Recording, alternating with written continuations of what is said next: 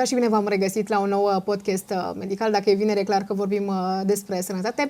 Mergem cumva pe un alt segment, pentru că sindicatele au un rol important în sănătate. Până la urmă, acești oameni vin și se zbat pentru drepturile cadrelor medicale, așa că trebuie să-i apreciem și mai ales acum, când au fost tot felul de proteste, le dăm șansa să spună exact tuturor problemele cu care se confruntă. Fără ascunzișuri, vom vorbi deschis despre problemele din sistemul sanitar astăzi cu domnul președinte al organizației Sanitas, Caraș Severin, George Tiutiu. Bună ziua, mulțumim că ați acceptat invitația noastră. Eu mulțumesc, Sărăuna, și mulțumesc pentru invitație. Sunteți proaspăt întors de la București, da? Ați participat la aceste proteste. Ați avut, să spun așa, un dublu rol, pentru că și din partea Sanitasului și din partea CSNSRR Frăția și lucrurile să sperăm că vor începe să meargă în direcția pe care vă doriți. Da, așa cum a spus dumneavoastră, în 29 a fost un mare meeting la București la care au participat 40.000 de membri de sindicat, meeting organizat pentru prima dată în România de 4 confederații sindicale din 5. Noi, din punctul nostru de vedere, a fost un succes, dar rezultatele încă le așteptăm.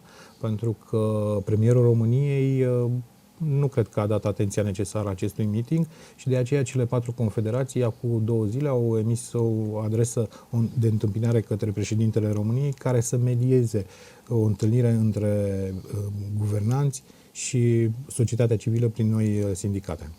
De această dată vom vorbi strict doar despre problemele din sănătate, pentru că sunt destule și merită o atenție, zic eu, deosebită și aș vrea să începem așa cum ați descrie dumneavoastră în câteva cuvinte starea actuală a sistemului sanitar din România. Sistemul sanitar din România, din punctul meu de vedere, este un sistem bun, în sensul că se bazează pe un fundament sănătos. Avem echipe medicale prin medici și asistenți și întreg personalul care realizează lucruri remarcabile.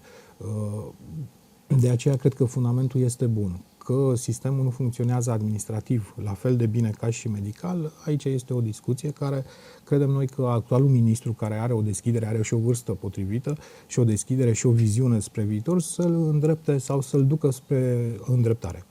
Aș vrea să știu dacă în acest mandat sindicatul Sanitas s-a simțit cumva mai ascultat de cei de la centru? Adică există o mai mare deschidere? Simțiți acest lucru?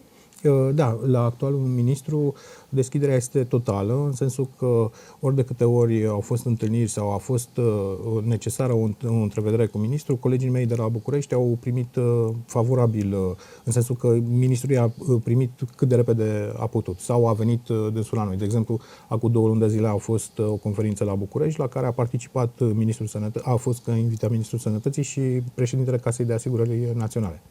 E foarte important, pentru că sunteți vocea angajaților din sănătate până la urmă. Categoric, și ministrul recunoaște, cel puțin în întâlnirile cu noastre, recunoaște acest lucru și spune că noi suntem un partener de dialog social foarte bun.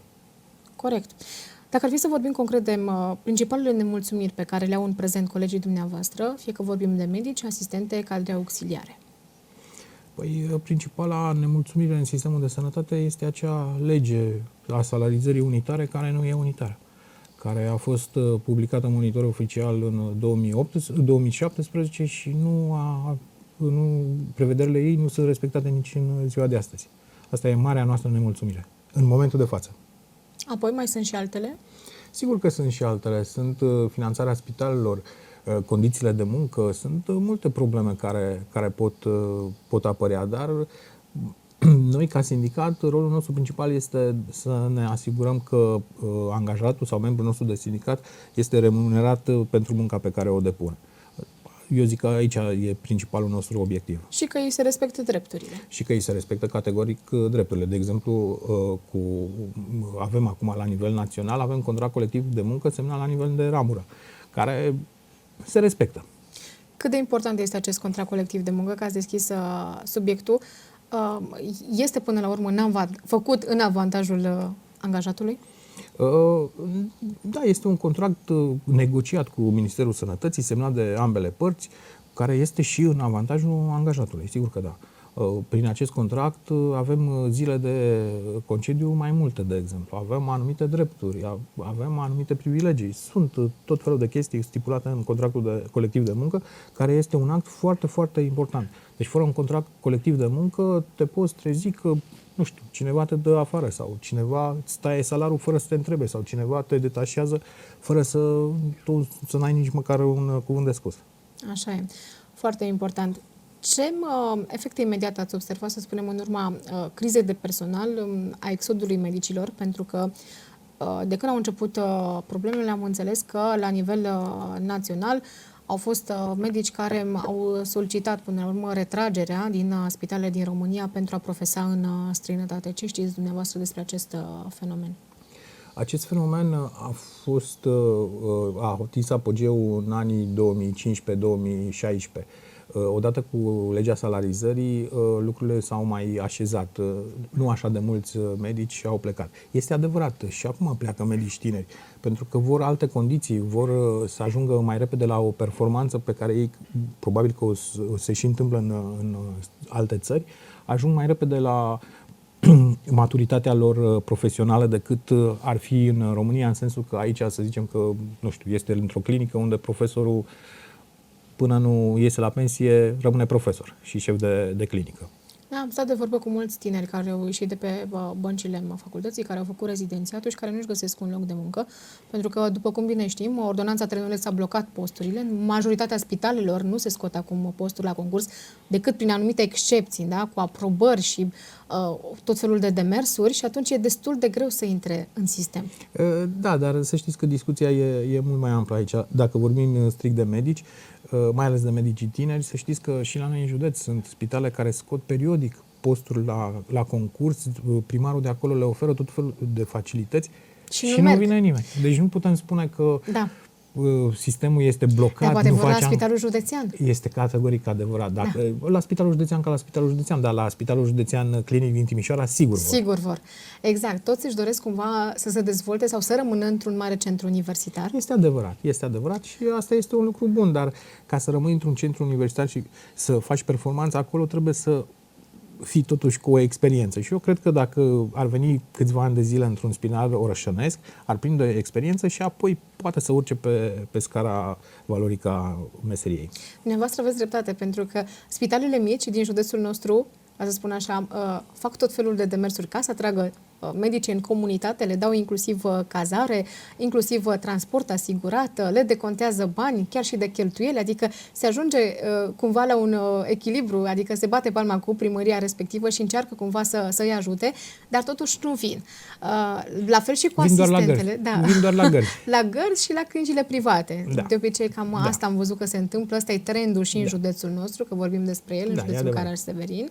Deci preferă cumva să facă naveta, chiar dacă locuiesc în centrele universitare, da, să profeseze la o clinică privată, și ei au spus că poate și-ar dori să intre și într-un spital județean, repet, doar că nu sunt posturi. La fel se întâmplă cumva și cu asistentele care au ieșit acum așa pe bandă rulantă, foarte greu își găsesc un post. Știu, chiar eu cunosc și cred că sunt asistente bune pentru că au terminat cu o notă mare și mi se pare că ar fi persoanele potrivite și totuși nu reușesc să intre în sistem.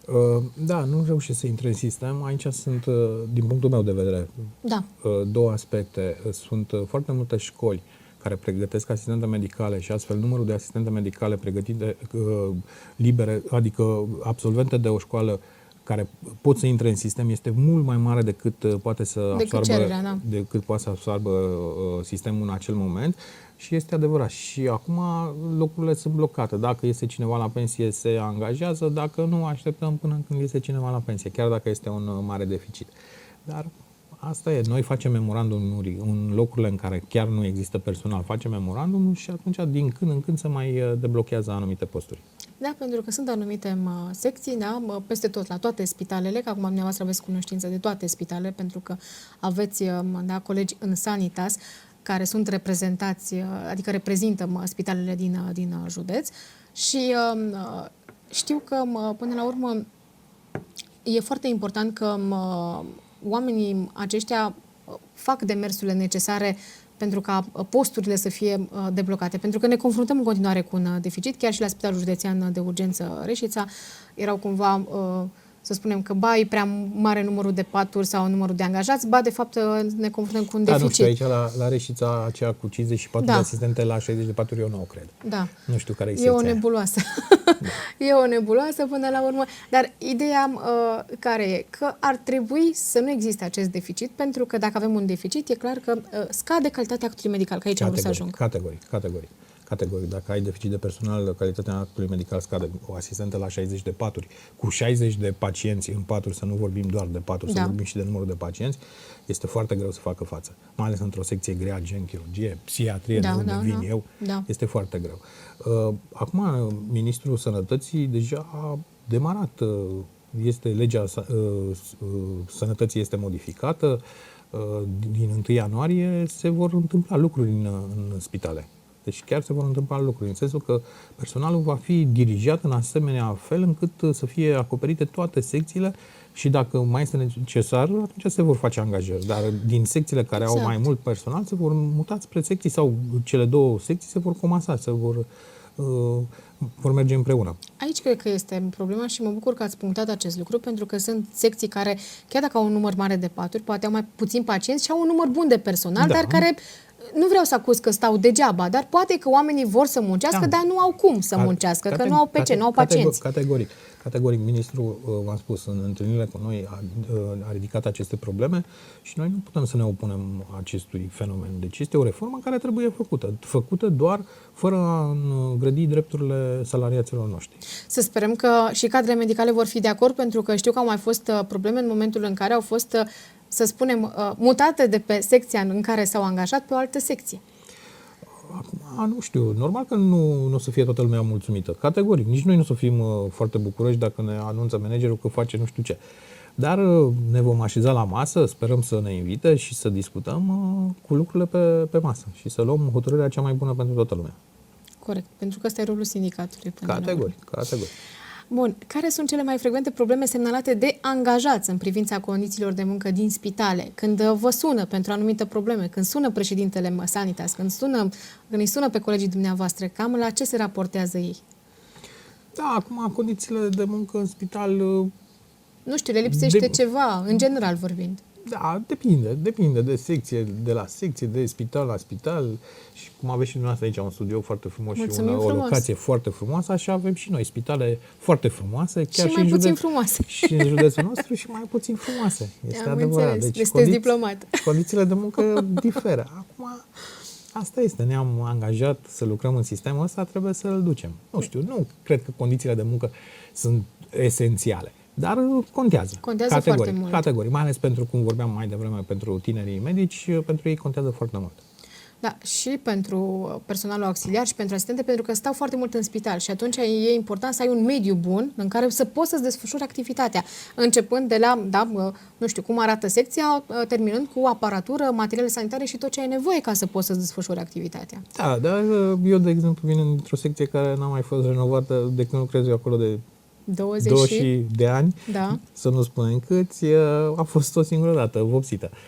Și ne-am obișnuit. Păi, facem apel acum la conducerea spitalului să ia atitudine. Da, nu știu, conducerea spitalului, dar se întâmplă, dacă pot să spun, se vor întâmpla 2 concerte caritabile, da, prin care se vor strânge bani și pentru secția de psihiatrie. A venit Reșița. Și rândul secției de psihiatrie. Da. E foarte important, pentru că nu aveți acolo, să spună, o profesie atât de ușoară pe cum ar părea din afară, pentru că aveți de lucru, din păcate, ca să spun așa, și aveți nevoie și de condițiile prielnice pentru a vă desfășura activitatea. Da, la noi principala problemă este condiția hotelieră. Deci aparatură la psihiatrie este, da, condiția hotelieră este cea mai importantă și de aceea noi sperăm că vom îmbunătăți radical condițiile hoteliere pentru pacienți. Haideți să vorbim puțin și despre salarizare și despre sporuri. Da. Că problema asta a tot existat. Oamenii sunt în continuare nemulțumiți atât de salarizare cât și de sporuri. Sporurile știm că se dau în funcție de fiecare secție, nu? Da. Există o hotărâre de guvern care stabilește în funcție de condițiile de muncă. începând de la cea mai mare condiție de muncă, spor de 85, care poate să meargă până la 85%, Și ATI, este UPU așa, sau nu știu ce, da. până la 12% medicina internă, de exemplu. Am înțeles. Deci e în funcție și de efortul depus, să spun, de cadrele medicale de Categoric. acolo, riscurile la care se supun, Categoric. Deci, v-am spus, în această hotărâre sunt toate secțiile încadrate în funcție de complexitate și de greutatea muncii. Referitor la salarizare, pentru că am tot auzit factori decidenți, nu dăm nume, care au ieșit și au spus, domnule, dar acum și asistentele și medici au niște salarii mari, ce le mai trebuie? Da, sunt salarii mari pe anumite secții, dar sunt salarii de minimum pe economie pe anumite secții. Deci, cel care lucrează pe o secție grea are un venit bun. Acum diferă. De exemplu, sporul, vorbeam de ATI, de UPU, de astea, este între 65-85%. Sunt spitale și la noi în județ care acordă sporul pe maxim. Sunt spitale gen Reșița care acordă sporul pe minim. Acest lucru nu a depins de spital, a depins de lege și de administratorul principal, de Consiliul Județean sau Consiliul Local. Dacă dacă cuantumul sporului s-a încadrat în 30% din total venit primărie, total cheltuieli de personal primărie sau Consiliul Județean, s-a acordat la maxim. Dacă nu, la noi la Reșița nu ne-am încadrat și suntem pe minim. Am înțeles. Deci problema asta persistă cumva? Da, și va persista în continuare. Acesta este un spor de condiții de muncă, dar ce ne doare cel mai tare și cel mai tare este pe noi, că legea spune că gărzile, de exemplu, gărzile medicilor, sâmbătă, duminica pentru asistenți, sporul de tură pentru asistenți, infirmieri și toate, se calculează la valoarea anului 2018, decembrie 2018. Nu e fair, nu e corect. Și ministrul, acum câteva zile, a afirmat public că nu îi se pare corect. Dar, deocamdată, noi an de an cerem acest lucru și încă nu se întâmplă. Mai mult, Federația Sanitas a demarat în acest an un proces în care s-au strâns 80.000 de oameni, prin care cerem anularea sau declararea neconstituțională a celor 4 sau 5 ordonanțe trenuleț care ne-au blocat în fiecare an aceste sporuri. Aveți idee în ce stadiu e? A fost la înalta curte, da. Și înalta curte a declinat, a zis că nu este de competența lor și au declinat direct către Curtea Constituțională, ceea ce este un lucru foarte bun din punctul nostru de vedere, că oricum la Curtea Constituțională trebuia să ajungem. Acum dosarul este de aproape 2 luni de zile la Curtea Constituțională, dar nu avem încă termen. Sperați poate până anul viitor? Nu știu dacă până anul viitor sau cel puțin anul viitor veți avea un rezultat concret. Da, probabil că da. Deci o să avem termen și probabil că nu cred că va fi 2-3 termene. Probabil că va fi 1, maxim 2. Aș vrea să vorbim și despre personalul TESA, n-aș vrea să îi lăsăm la o parte pentru că au și ei un rol important în fiecare spital. Categoric. Ei sunt și pe bună dreptate, sunt nemulțumiți pentru că lucrează practic în același colectiv, duc și ei greu pe partea lor, să spun, da? Pentru că nu e ușor să administrezi până la urmă un spital, să acorzi sprijinul necesar, că vorbim de foarte multă birocrație, că știm că așa funcționează lucrurile, din păcate, în sistemul medical din România și ar trebui și ei să aibă drepturi și salarii mai bune. Acum, încadrarea la personalul TESA este ok, dar s-a întâmplat din nou. Când era bine, a venit guvernul și a făcut din nou o nedreptate. S-a dat ordonanța de urgență care plafonează la personalul TESA, de exemplu, sporul de 10% în cuantum maxim de 300 de lei. Omul avea poate 400, 500, 600. Da, și s-au tăiat acum s-au tăiat, a rămas cu 300 de lei. În această ordonanță intră și personal medical pe care guvernul a recunoscut că a făcut o greșeală și o va îndrepta. N-a îndreptat-o încă. Este vorba de fetele de la sterilizare și de la dermato din ambulator. Da. Din nou, Federația Sanitas acum se întâmplă lucrurile, va demara un proces național prin care toți acești oameni care vor să fie reprezentați de Federația Sanitas se pot adresa nouă și noi ducem actele la București și va fi din nou un proces pentru această nedreptate din punctul nostru de vedere. Din punctul dumneavoastră de vedere, cum evaluați modul în care guvernul, să spunem, deci guvernul, nu Ministerul Sănătății, a răspuns, să spunem, revendicărilor sindicale din ultimele luni? Păi, guvernul, prin prim-ministru, n-a răspuns deloc solicitările noastre. Deci, la toate întâlnirile eu nu am participat, au participat colegii mei de la București. A venit domnul prim-ministru, a spus, eu voi face asta, vă place, nu vă place, asta este, așa se va întâmpla. Și s-a ridicat și a plecat. Deci nu a fost niciodată un dialog. A fost un monolog. Nu știu, Mai mult sau mai puțin? dânsul spune că el deține adevărul absolut și că așa se va întâmpla. Noi, după procedură, după cum am spus, după meeting-ul din 29, văzând că nu există o deschidere din partea primului ministru, atunci am adresat președintelui României pentru a media o întâlnire între factorul politic și factorul social. Ar fi bine să se clarifice toate aceste lucruri, pentru că e spre binele tuturor. Ăsta e punctul meu de vedere. Cred că angajații mulțumiți din sănătate, dacă ei sunt mulțumiți, se vor vedea aceste rezultate, da? Și nu vor mai exista nemulțumirile pacienților, pentru că o să ajungem și acolo, pentru că au fost tot felul de probleme peste tot în țară, nu doar la noi în județul Caraș-Severin, nu ne raportăm doar la județul nostru și la problemele de aici. Și cred că toate frustrările, până la urmă, cadrelor medicale, oamenilor din sistem, se reflectă și asupra pacienților într-o mai mică sau mai mare măsură. E adevărat? Da, este adevărat, categoric. Dar gândiți-vă că sistemul sanitar, acum câțiva ani la COVID, a fost cel care a fost în prima linie. Exact. Deci noi uităm foarte repede că acum câțiva ani toată lumea spunea, vai, eroii din sănătate. Și acum suntem denigrați pe unde ne prind, vai, tu că ăla ia șpagă, ăla nu te bagă în seamă, ăla nu știu ce. Deci se uită foarte repede. S-a creat cumva o prepastie între, să spunem, personalul medical și oamenii care vin din afară? Nu cred că este.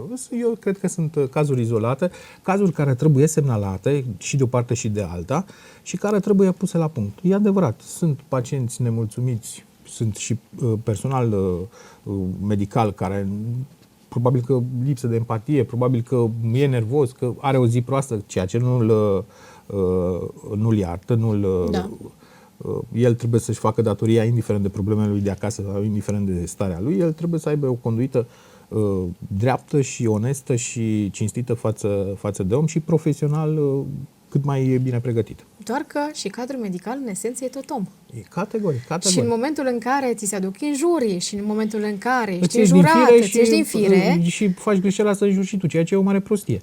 Pentru că tu ești la serviciu.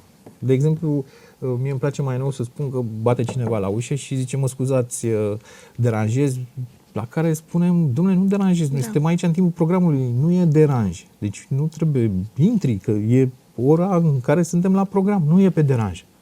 Da, foarte important. Aș vrea să vorbim și despre burnout, respect, imagine publică și cum afectează stresul și epuizarea psihică personalul medical, pentru că este și în domeniu cumva. Și am tot văzut, am avut exemple negative în ultima perioadă de cadre medicale care au decedat la locul de muncă. Din păcate, e un semnal de alarmă pe care trebuie să-l tragem cu toții, de la sindicat până la conducerea de spital, până la Ministerul Sănătății, până la guvern, adică lucrurile astea ar trebui să se știe. Există o listă mare de-a lungul anilor cu cadre medicale decedate în timpul programului din diferite motive. Nu e normal să se întâmple asta, nu e normal să nu existe pauze între gărzi, da? Până la urmă, nu cred că îi obligă nimeni să facă acele gărzi, doar că lipsa personalului și dedicarea până la urmă pe care o ai față de profesie, te duce acolo. Adică, ok, n-am pe cine să pun, da? Atunci posturile sunt blocate, las că o fac eu. Las că o fac eu, da, este adevărat. Toate pleacă probabil din lipsa de personal. Dacă am avea organigrama, de exemplu, din spitalele din România, este făcută acum 20 de ani. Nici acea organigramă de acum 20 de ani nu este respectată măcar la minim. Și acolo sunt pentru 10 paturi, de exemplu, trebuie să fie 3 doctori, 6 asistente, între 3 și 6 doctori, între 6 și 10 asistente. Nici aceea măcar pe minim nu este respectată. Și atunci apar aceste probleme de încărcare psihică și de fizică și oboseală și epuizare și toate. Și se întâmplă, e adevărat. Acum, e adevărat că și persoana respectivă trebuie să gestioneze cât de cât, să își acorde un timp. Meseria e meserie, dar nu trebuie să-ți ocupe toată viața. Trebuie să ai și tu viața ta, nu doar spital. Cu toate că sunt persoane care văd viața ca spital. Da. Acum și dumneavoastră ați fost tânăr. Sunteți și acum tânăr, să nu mă înțelegeți greșit, dar parcă în tinerețe ai acel sentiment și energie de dornic de afirmare. Categoric. Da, vreau la locul de muncă să dau tot ce pot, să demonstrez că pot, că uite, n-am intrat degeaba aici în sistem pe secția respectivă și atunci chiar vreau să fac lucrul ăsta. Este adevărat. Duce dar la epuizare. Duce la epuizare, dar eu îi sfătui pe cei care încep cu acest gând să se gândească că acasă au o soție sau un soț sau un copil, doi, și familia este, cred că, mai importantă. Trebuie să fie un echilibru totuși. Meseria este meserie, dar viața ta trebuie să fie o viață normală. Da, așa ar trebui. În teorie sună bine. Da. Practica ne omoară la acest Este capitol. adevărat, Din este păcate, adevărat și multe persoane cad în această propastie. Aici chiar este o propastie și nu mai poți să-i scoți de acolo. e foarte greu. Pentru că în momentul în care ți-ai asumat anumite lucruri, nu poți la un moment dat, cred că niciun cadru medical să spună nu mai pot, gata, până aici mi-a fost, mă retrag. Ei am văzut că duc cumva totul la extrem, adică până se epuizează complet, până că efectiv cad din picioare. Da, și mai ales, ca să vorbim acum de medicul care avea o funcție în spitalul respectiv, este foarte greu, e foarte apăsată de toate problemele, telefonul lui sună pentru orice, non-stop. Am văzut și telefonul noastră sună non-stop. Da, nu, da, sună, da. Într-o asemenea măsură, dar sună. Și pentru ce probleme, dar acolo este responsabilitatea și presiune și gândiți-vă că și el are niște șefi deasupra lui și sunt foarte multe aspecte care duc la aceste stări. Ce măsuri ar trebui luate pentru a crește respectul și încrederea dintre pacienți și personalul medical? Am fost recent în secția de urgențe a Spitalului Județean din Reșița. Am stat o gardă, 12 ore acolo, chiar am văzut cum se desfășoară lucrurile.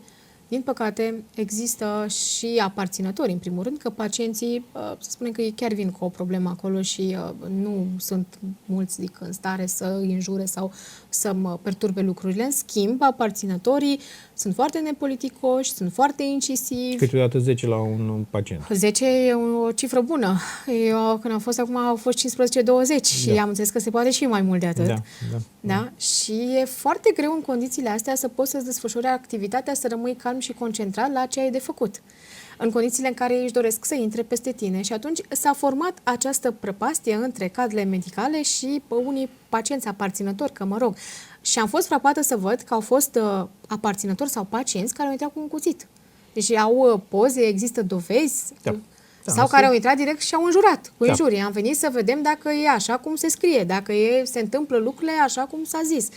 Și atunci cum poți să-ți mai desfășori activitatea? Sau cum am putea să scăpăm de această prăpastie? Că parcă nu era așa înainte de pandemie. Păi nu era așa, pentru că atunci venea cineva, te amenda, te mai punea puțin să mai stai, dacă nu știai regulile, ți le spunea. Dacă nu le respectai, ți le impunea să le respecti. Acum este mai liber. Toată lumea sună un avocat, toată lumea filmează, postează bucățele din ce s-a întâmplat pe rețelele de socializare și atunci știrea sau imaginele sunt trunchiate clar, că dai dreptate cuiva care a pus doar o secundă, nu a pus întreg scandalul să vedem de unde a plecat sau cum a plecat. Cum se vor rezolva? Nu știu. Poate că o mai bună comunicare între reprezentantul unității sanitare și aparținător, dar este greu și acela vine să spună la 10 oameni ce? Că un pacient are 10 aparținători. Dacă avem 3 aparținători din ăștia, deja facem conferință de presă cu 50 de oameni. Deci nu este în regulă și cred că lumea să fie mai ordonată și mai să respecte anumite reguli de bun simț, nu alte reguli. Da. Deci, până la urmă, trebuie îmbunătățită comunicarea, să spunem, dintre... Categoric, gândiți-vă că acei 10 oameni aparținători care vin pentru unul și pun presiune pe asistentă, pe doctor, aceia sunt stresați deja, deci ei nu mai funcționează la 100%. Pentru că știu că afară ăla tot zbiară pentru că nu știu ce. Da, e foarte complicat. Și aparținătorii nu fac niciun bine pacientului respectiv. Chiar îngreunează situația. Și de acolo se pot ajunge la diverse chestii. Da, fenomenul e tot mai răspândit. Am văzut peste tot în țară. Peste tot în țară. Fiecare om care are un telefon e un mic jurnalist în ziua de azi, din păcate. Da. Jurnalist în sensul bun, am zis că nu pot să zic altfel, că ăsta e la radio public. E urât ce se întâmplă și pentru noi, credeți-ne, pentru jurnaliști, pentru că suntem și noi discreditați și băgați cumva în aceeași oală. Da. Sunteți ăia care ne filmează, vreți să ne puneți pe net. Păi stai un pic, că S-a făcut Da, dar asta spun, dumneavoastră ca jurnaliști, sau cel puțin marea parte, dumneavoastră personal cu siguranță, prezentați evenimentele așa cum se întâmplă. Exact, obiectiv. Deci, așa cum se întâmplă. Filmulețele prezintă evenimentul doar din punctul de vedere al unuia și pe fragmente, de asta spun, de multe ori pe fragmente. Și atunci adevărul nu este deloc acolo.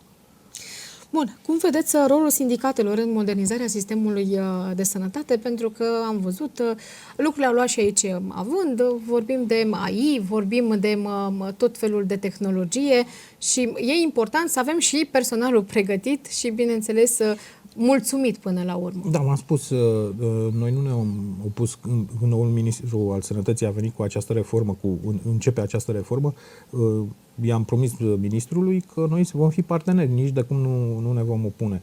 Și acum pregătirea personală, profesională a fiecăruia depinde de fiecare și de apartenența lui la grupurile profesionale. La noi, la asistenți OAMMR, Colegiul Medicilor și așa mai departe, care organizează tot felul de evenimente din astea pentru ca pregătirea noastră profesională să fie continuă.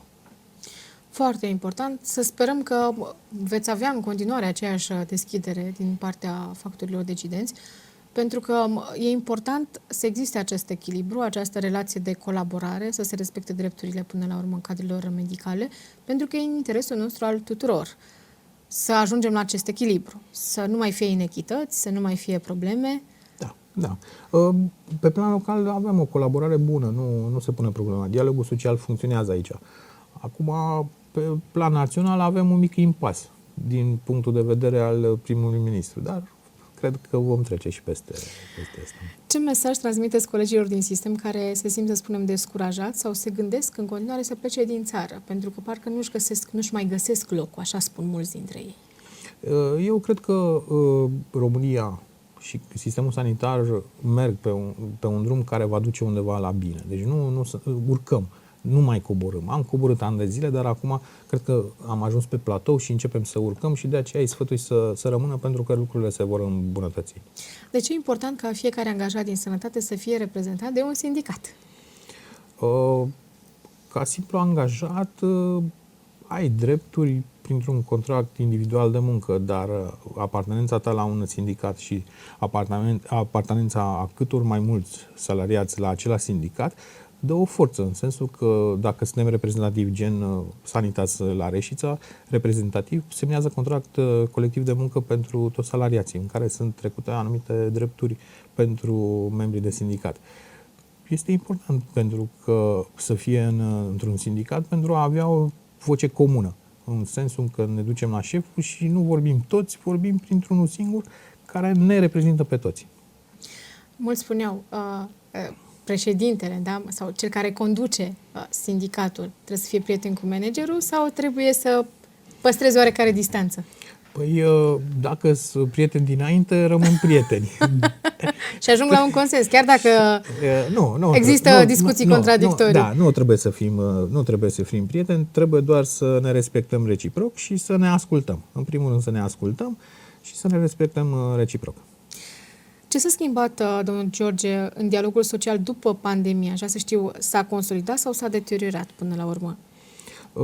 Nu, s-a consolidat dialogul social, în sensul că funcționează. V-am spus, acum suntem într-un impas cu primul ministru, dar în general funcționează și vocea sindicatului este auzită. De exemplu, la prefectură este lună de lună ședință de dialog social, prefectul invită pe toată lumea este ascultată. Dacă sindicatele au o problemă, imediat prefectul convoacă forurile decizionale și încearcă să rezolve această problemă. Deci funcționează, din punctul meu de vedere. Deci, județul Caraș-Severin, am putea spune că e un județ exemplu la acest capitol. Față de alte județe în care am auzit că nu prea există astfel de Nu, la noi dialog. există. Nu știu ce se întâmplă în alte județe, dar la noi în județ... Păi, de exemplu, în vară, știți că ați fost cu noi, am făcut acel protest, imediat ne-a primit, n-a fost atunci prefectul, ne-a primit subprefectul.